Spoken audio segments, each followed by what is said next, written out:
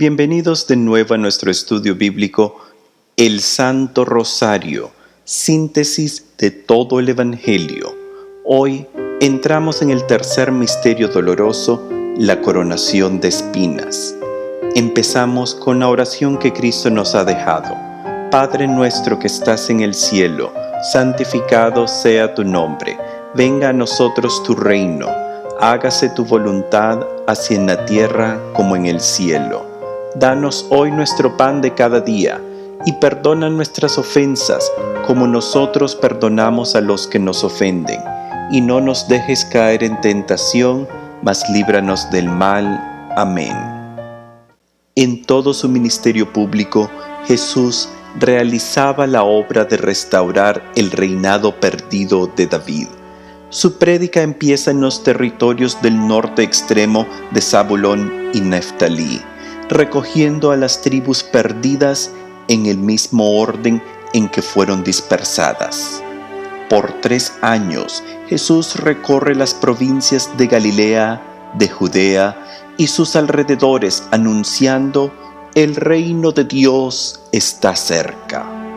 Cuando envía misioneros a predicar su reinado de misericordia, les indica: no vayan a tierras de pagano, ni entren en pueblos de samaritanos. Diríjanse más bien a las ovejas perdidas del pueblo de Israel.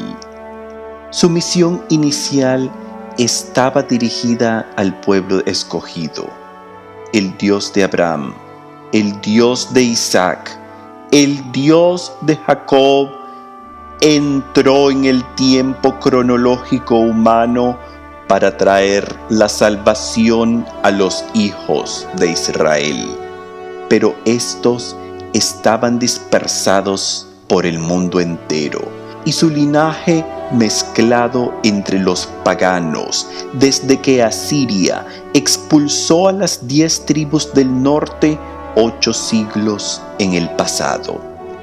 Por lo tal, completado su prédica inicial, Jesús entra triunfal a Jerusalén, donde es recibido como el anticipado Hijo de David y Rey de los judíos.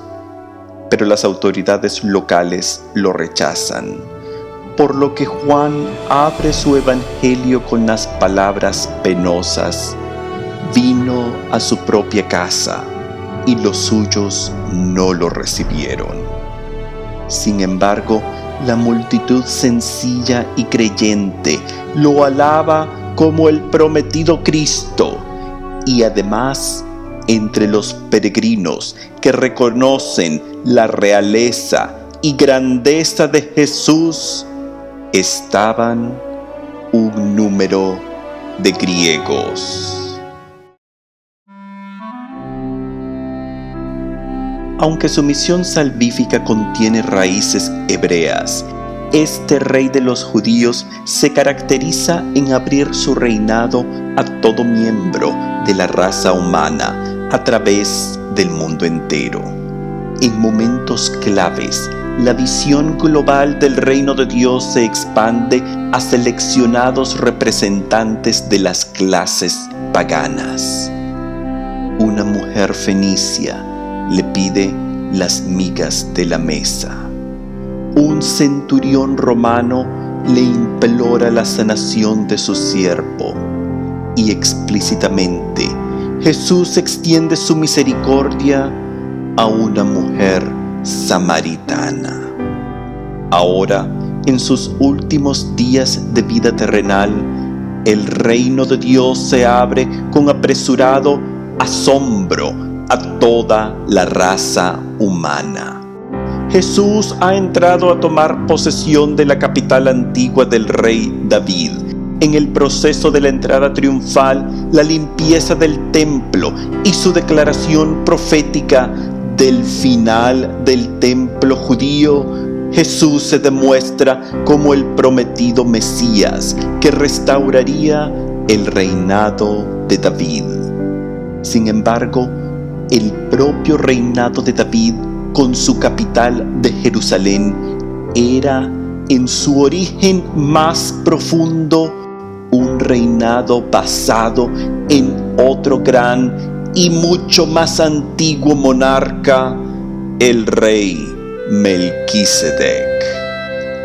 Este era el misterioso rey de Salem, quien sella una alianza con el patriarca Abraham bajo las especies de pan y vino. Este encuentro entre Abraham y Melquisedec ocurre en el valle de Kidrón, localizado al pie del monte de los Olivos, pues Melquisedec era el rey de Salem, que en el idioma hebreo se llama Shalom y significa paz, por lo cual Melquisedec era el rey de paz. Su reinado estaba marcado por su capital, cuyo nombre evoluciona con los siglos al nombre Yerushalom, que hoy la conocemos como Jerusalén. David adopta la identidad del mandatario y se convierte en el nuevo monarca terrestre que apunta hacia el definitivo monarca cósmico que sería el Mesías.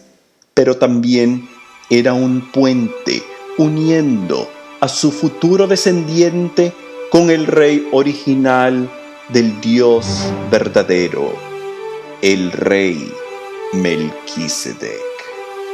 La importancia de Melquisedec radica en su puesto dual como rey y sacerdote.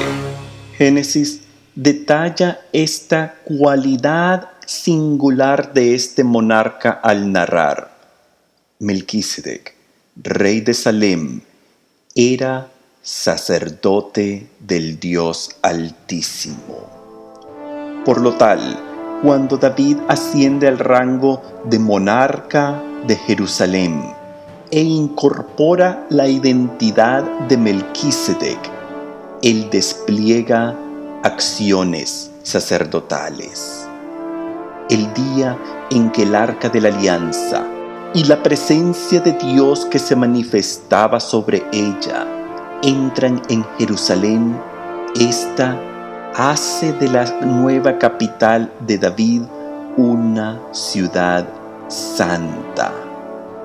David actúa como el sacerdote del pueblo y el segundo libro de Samuel narra: David ofreció a Yahvé holocaustos y sacrificios de comunión y bendijo al pueblo en el nombre de Yahvé.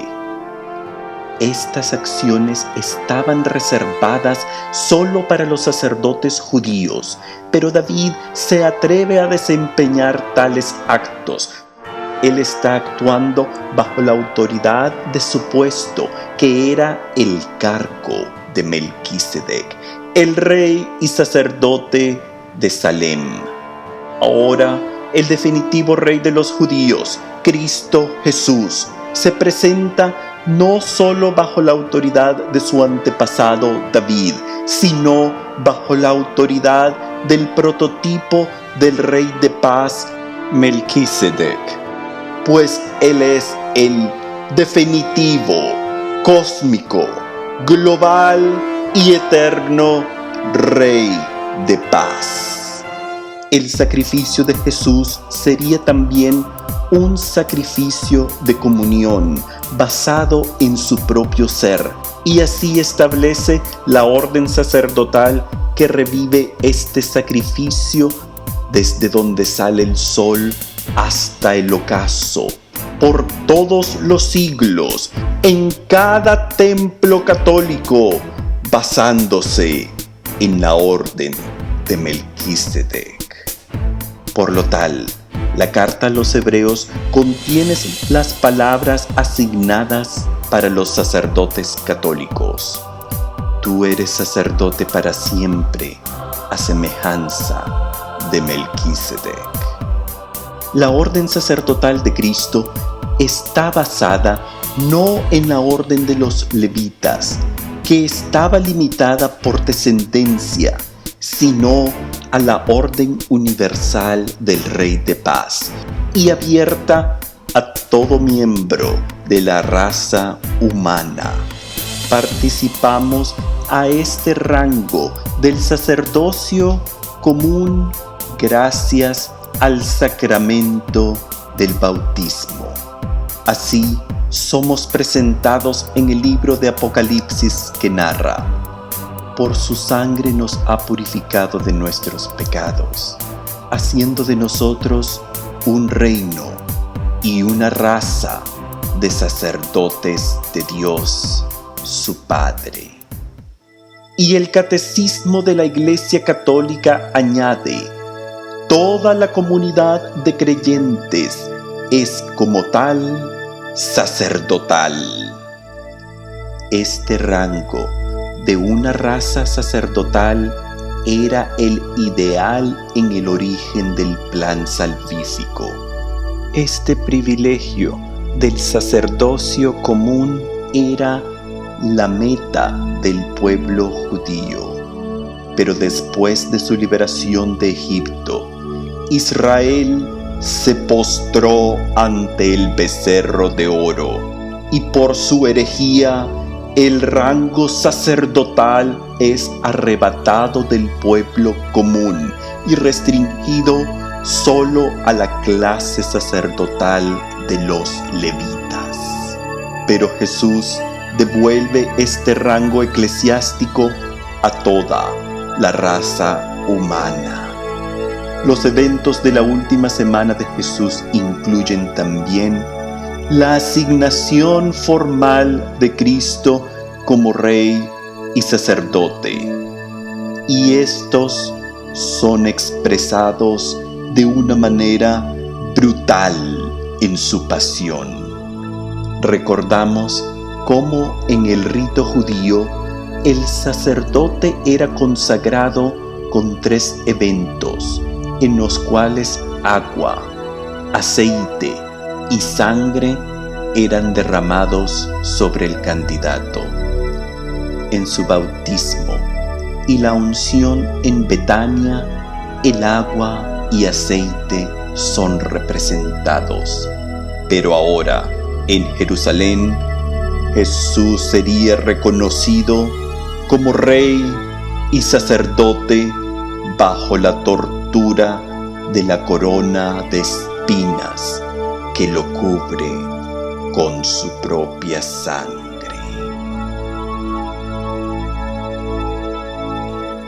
A través de su vida, Jesús predica y restaura el reinado perdido de David, pero serían los paganos los que publican su realeza. Al inicio de su vida, el rey Herodes demanda su muerte, mientras los magos paganos extranjeros buscaban al rey de los judíos. Ahora, las autoridades judías igual piden su muerte.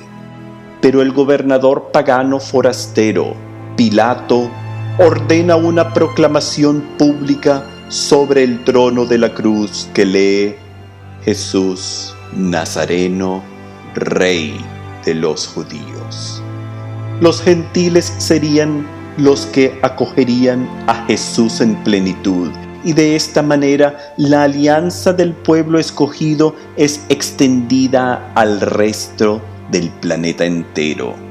En vida fue un soldado romano, entre los primeros en reconocer la autoridad divina de Jesús. Este simple capitán romano declara las palabras profundas que repetimos solemnemente en el contexto eucarístico: Señor, no soy digno de que entres en mi casa. En muerte fueron los soldados romanos quienes exclaman por primera vez la grandeza espiritual detrás de la tortura de la cruz, diciendo: verdaderamente este hombre era hijo de Dios.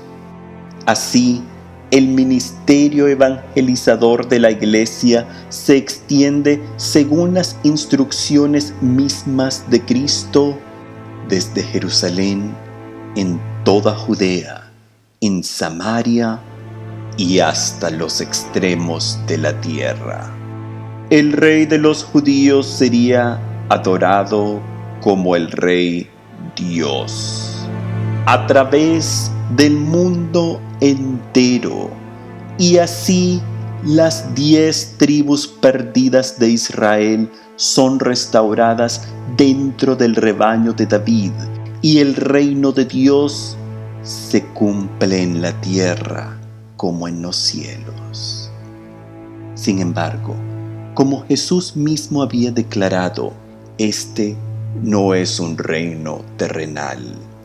Este rey no recibe joyas y cetros de oro, sino una corona compuesta de espinas. En un acto bárbaro de crueldad, los soldados romanos le colocan trenzas de espinas en forma de corona sobre su cabeza.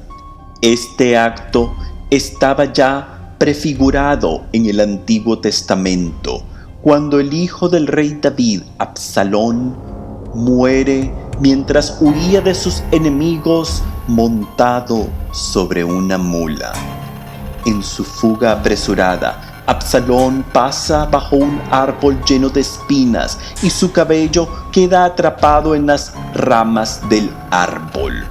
El segundo libro de Samuel narra: sus cabellos se enredaron en la encina y quedó colgado entre el cielo y la tierra, mientras su mula seguía su carrera.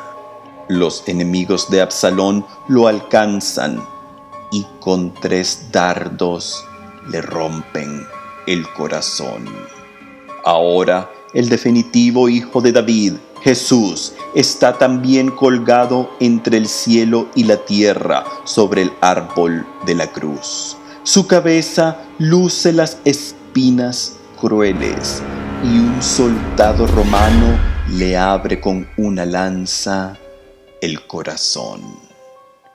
Y más aún, desde los primeros momentos de la historia salvífica, este episodio de la coronación de espinas estaba anticipado. Cuando el patriarca Abraham intenta sacrificar a su hijo Isaac, un carnero aparece inesperadamente con sus cuernos enredados en un zarzal y sustituye al hijo del padre Abraham como la ofrenda de sacrificio. Ahora el Hijo de Dios Padre no tiene a quien lo reemplace, pues Él es el decisivo Cordero Pascual. Esta corona de espinas hace eco a la sentencia de Dios sobre Adán, quien al ser expulsado del paraíso escucha las palabras: maldita será la tierra por tu causa, espinas y cardos te dará. Estas espinas son recibidas sobre la cabeza del nuevo Adán, el inocente libre de toda falla. Pero quienes le brindan su corona son los soldados paganos, los gentiles.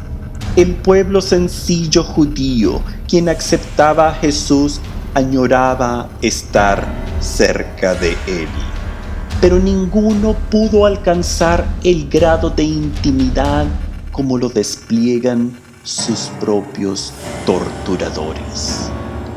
Entre la violencia del castigo romano surge la ironía que en este castigo la raza humana, representada por los soldados imperiales, comparten un grado de cercanía penosa, pero sumamente estrecha con el Dios hombre Jesús.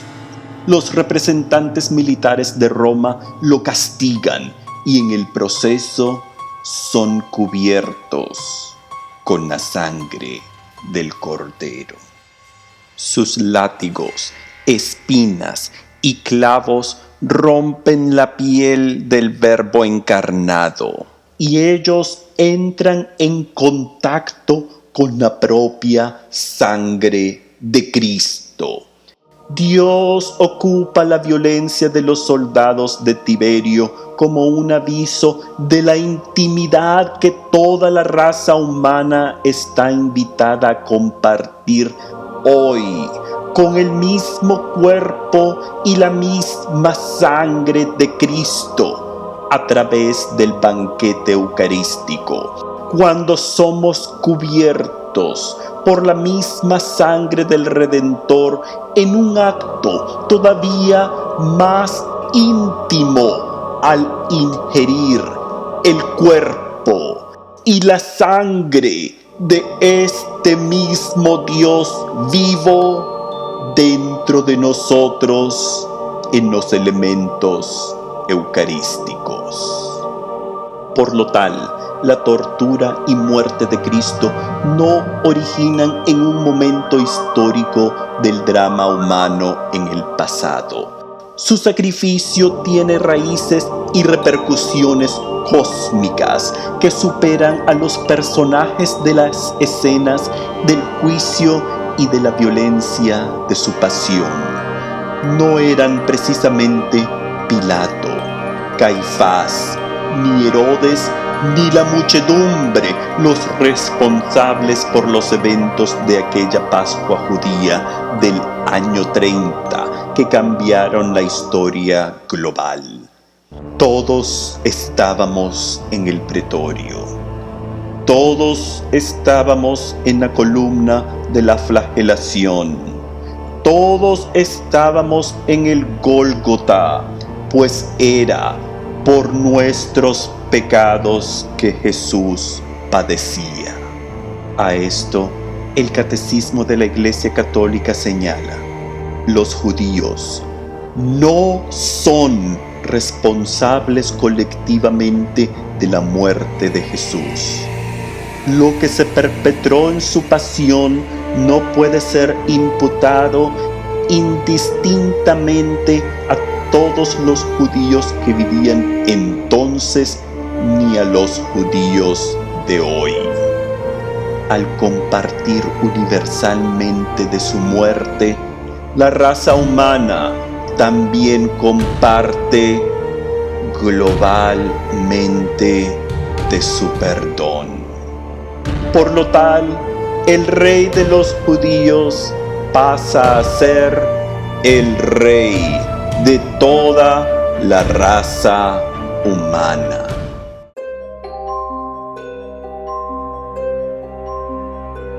Los evangelistas despliegan a Pilato como indeciso y temeroso.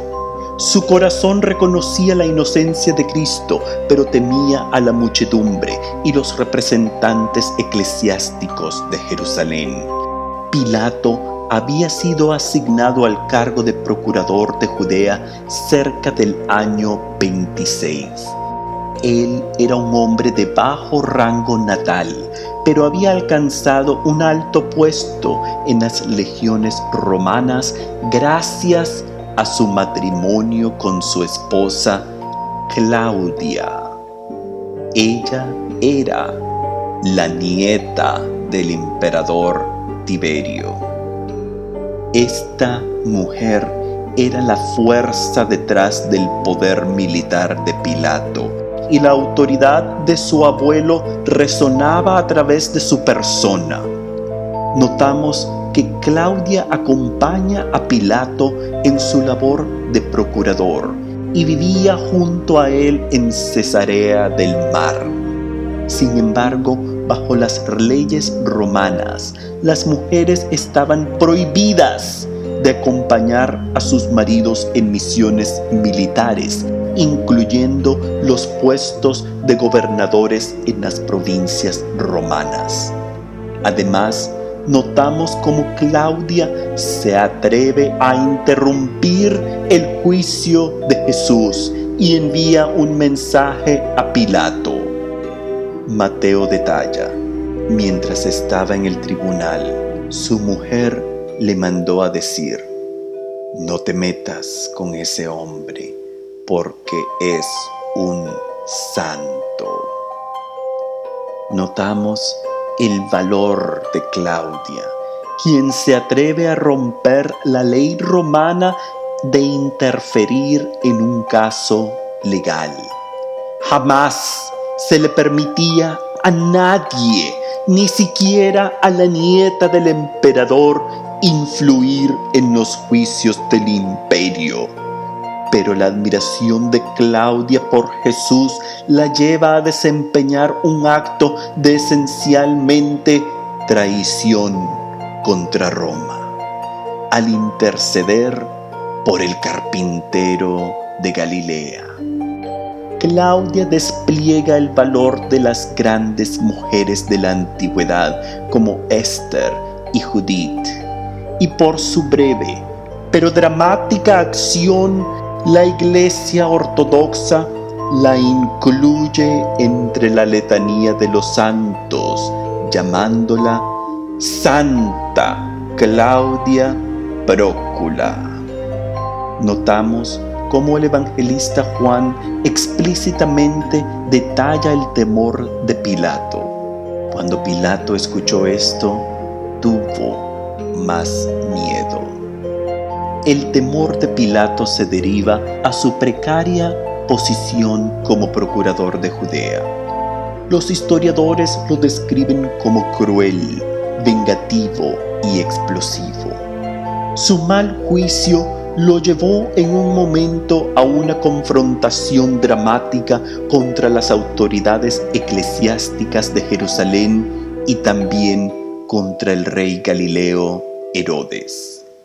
Roma permitía libertad amplia de culto y expresión religiosa en su imperio. Sin embargo, también requería la inclusión del emperador como representante de Roma entre las divinidades locales. En Judea, donde el verdadero y único Dios era adorado, el culto por el emperador no podía ser permitido. Por lo tal, gobernantes anteriores dispensaban a los judíos de participar en los ritos y tradiciones que honraban a los césares y a Roma. Sin embargo, Pilato desea desplegar su autoridad y en un acto de abierta hostilidad ordena que se instalen en el templo judío un águila romana y las insignias de Tiberio. Similarmente, coloca escudos imperiales en el palacio de Herodes en Seforis, en la capital Galilea. Contra esta abominación, los sacerdotes judíos demandan la pureza del templo y reclaman que estos símbolos paganos sean removidos.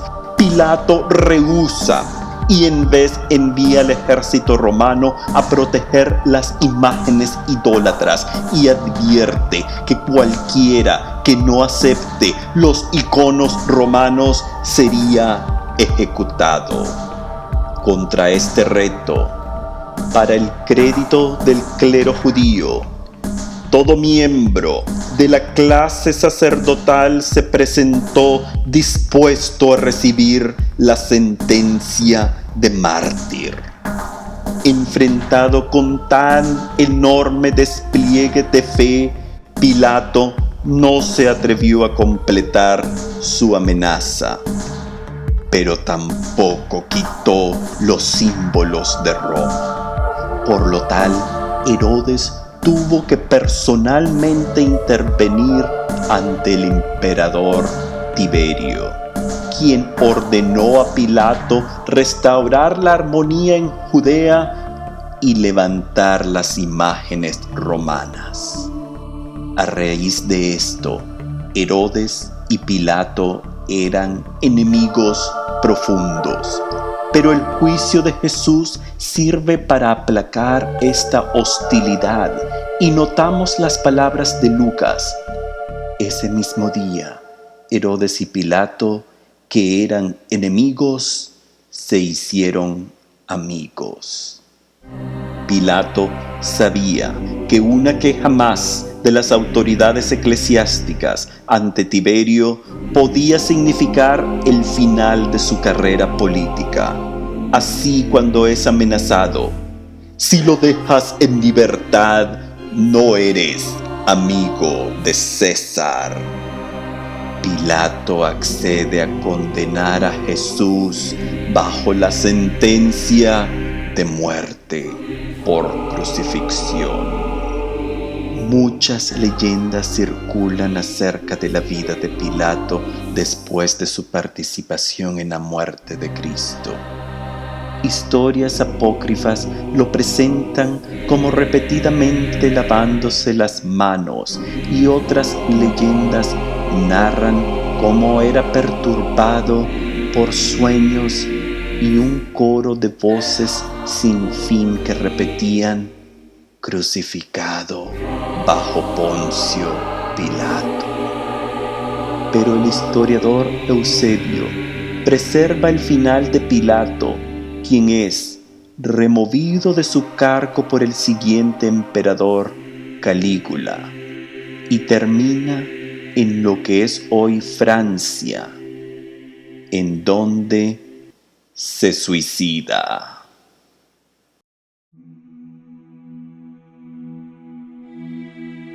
Pilato presenta a Jesús como el nuevo rey de una nueva raza humana, coronado con espinas, azotado por el flagellum y vestido con una capa púrpura. Pilato declara: aquí está el hombre. Este es el nuevo hombre, el nuevo Adán, el nuevo rey. Este rey es guiado hacia su trono, la cruz, cuando la muchedumbre responde: crucifícalo. En las palabras de Pilato, aquí está el hombre, se despliega una densa cantidad de elementos históricos y teólogos. Aquí está el hombre. Son las palabras que repiten la declaración de Dios hacia el profeta Samuel, señalándole a Saúl como el primer rey de Israel. Cuando Samuel divisó a Saúl, Yahvé le dijo: aquí está el hombre, el que gobernará a mi pueblo. Ahora Pilato proclama a Jesús como el hombre que es el rey del mundo. Aquí está el hombre. Son las palabras que completan las mismas frases que Jesús utilizaba citando la profecía de Daniel para sí mismo, con mayor frecuencia que cualquier otro título profético. El título preferido de Jesús era el Hijo del Hombre. Ahora Pilato lo reconoce como el Mesías, utilizando el título reservado para el Salvador del mundo. Aquí está el hombre. Refleja la nueva humanidad que inaugura Jesús, y estas palabras se unen al inicio del drama de la raza humana, cuando en el sexto día el libro de Génesis detalla: hagamos al hombre en nuestra imagen y semejanza. Por lo tal, detrás del Cristo torturado, con su corona de espinas, están las palabras magnas de Pilato que revelan la triple naturaleza de Cristo como Rey, como Dios y como hombre, tal como lo habían revelado los otros paganos, los magos del Oriente, con sus 3 ofrendas de oro, incienso y mirra. Este rey se revela como una nueva creación en sí mismo, y anteriormente se identifica con la imagen del templo diciendo: destruyan este templo y en 3 días lo reconstruiré. Fue esta declaración contra el templo, la cual sería presentada como evidencia para causar su muerte. Lo hemos oído decir: destruiré este templo. Sin embargo, el templo judío padeció del mismo destino de Cristo. Fue destruido. Jesús advirtió vívida y asombrosamente, diciendo: en verdad les digo, no quedará ahí piedra sobre piedra, todo será destruido. Y con exactitud precisa revela la fecha de estos acontecimientos. En verdad les digo, no pasará esta generación hasta que sucedan todas estas cosas. En términos bíblicos, una generación equivale a 40 años, y precisamente 40 años más tarde, en el verano del año 70, las fuerzas de Roma, bajo la dirección del futuro emperador Tito, invaden a Jerusalén y destruyen la ciudad, asesinan a la raza sacerdotal y derrumban el templo judío. En el saqueo de Jerusalén, las riquezas del templo son preservadas y llevadas como botín de guerra a Roma. El arco de Tito recuerda este episodio trágico en la historia judía. El general romano reconoce la importancia de los objetos sacros del pueblo de Israel, por lo cual ordena preservar el menora, el candelabro sagrado indicando la presencia de Dios en un templo pagano en la ciudad de Italia.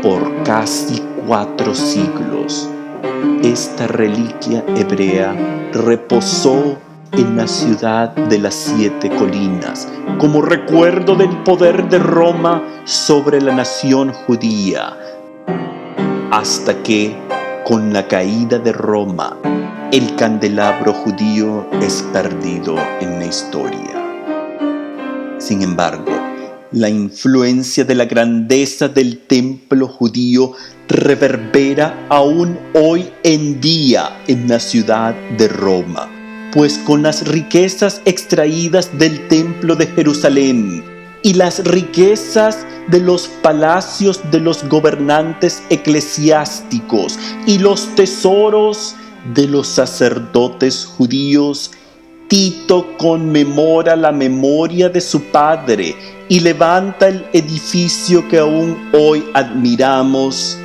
el Coliseo romano. El bronce que decoraba el enorme complejo del templo judío es llevado a Roma y es reusado para decorar el Coliseo.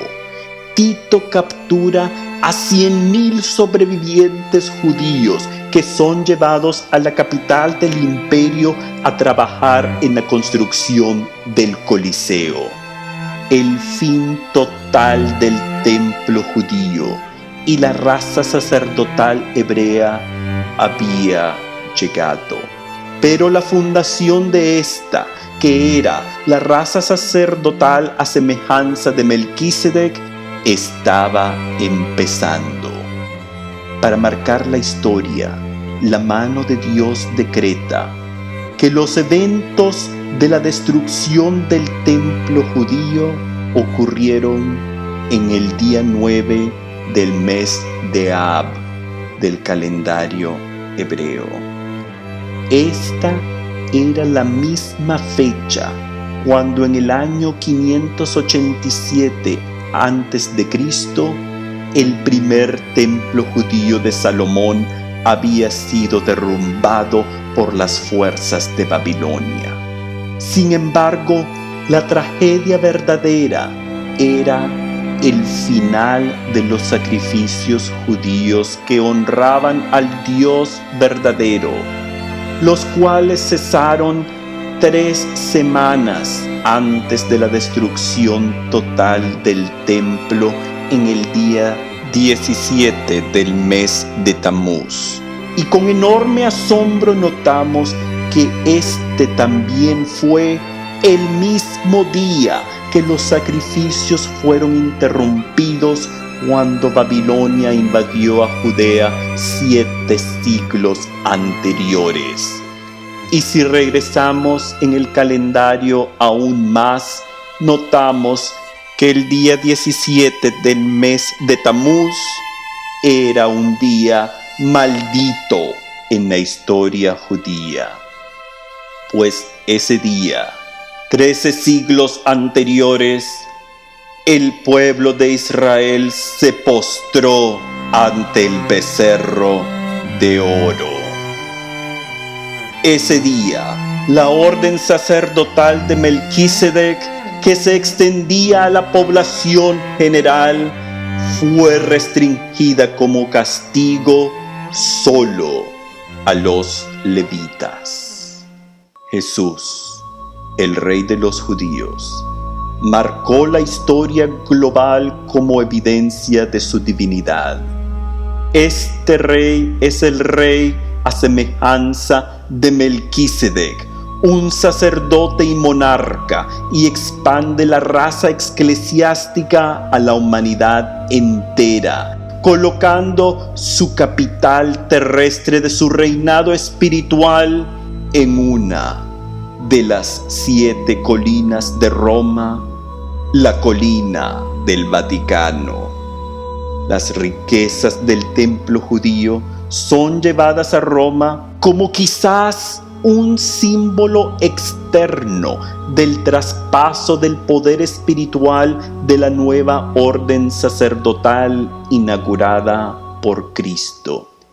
Y notamos cómo las riquezas del templo judío, que sirven para construir el Coliseo romano, luego son saqueadas una vez más, cuando en la Edad Media la Iglesia Católica de Roma utiliza el mármol, las piedras y el bronce del Coliseo para edificar los templos católicos de la ciudad de Roma. Y por lo tal, nuestra herencia sacra en el arte de las iglesias de la ciudad eterna de Roma contienen sus raíces más profundas en el templo judío. Terminamos este tercer misterio doloroso en alabanza a nuestra Madre, la Madre del Rey. Dios te salve María, llena eres de gracia, el Señor está contigo. Bendita tú eres entre todas las mujeres y bendito es el fruto de tu vientre Jesús. Santa María, Madre de Dios, ruega por nosotros pecadores, ahora y en la hora de nuestra muerte. Amén.